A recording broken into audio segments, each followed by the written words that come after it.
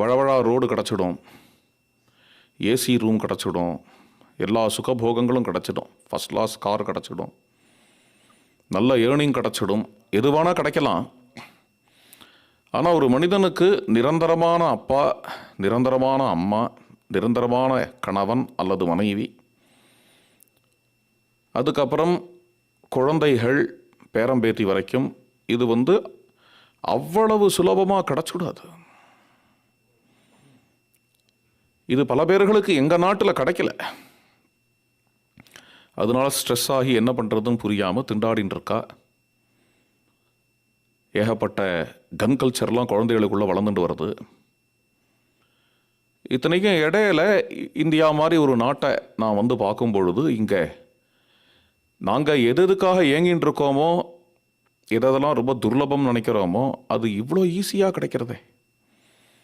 இவ்வளோ ஈஸியாக ஒரு அப்பா அம்மா, அப்புறம் நிரந்தரமான பிள்ளைகள், மாட்டுப்பொண்கள், பேரம்பேத்தி, 80 வயசு ஆகியும் இவா ஒருத்தருக்கு பிரியாத தம்பதிகள்.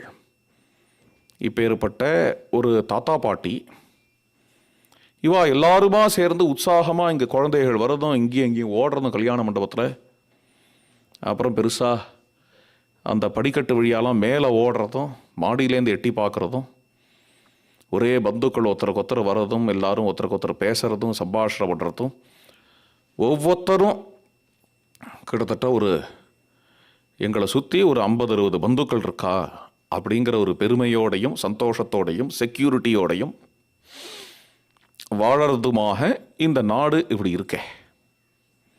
அதனால தான் சொன்னேன், மறுஜன்மான்னு ஒன்று இருந்ததுன்னா, மறுஜன்மான்னு ஒன்று இருந்தாத்தானே இந்தியாவில் பிறந்தாத்தானே ராமாயணம் படிக்க முடியும், பாரதம் படிக்க முடியும், பாகவதம் படிக்க முடியும், கங்கா ஸ்நானம் பண்ண முடியும் என்கின்ற எதுவுமே தெரியாதவர் என்ன, மறுஜன்மான்னு ஒன்று இந்தியாவில் இருந்தாத்தானே நிரந்தரமான அப்பா கிடைப்பா, அம்மா கிடைப்பா, அதில் வளர்ந்தால் நமக்கு ஒரு நல்ல வாதாவரணம் இருக்கும், நமக்கு கைடு பண்ணுறவாள்லாம் கிடைப்பா, ஒரு தாத்தா கிடைப்பார், பாட்டி கிடைப்பா, அனாதையாக வளரமாட்டோம்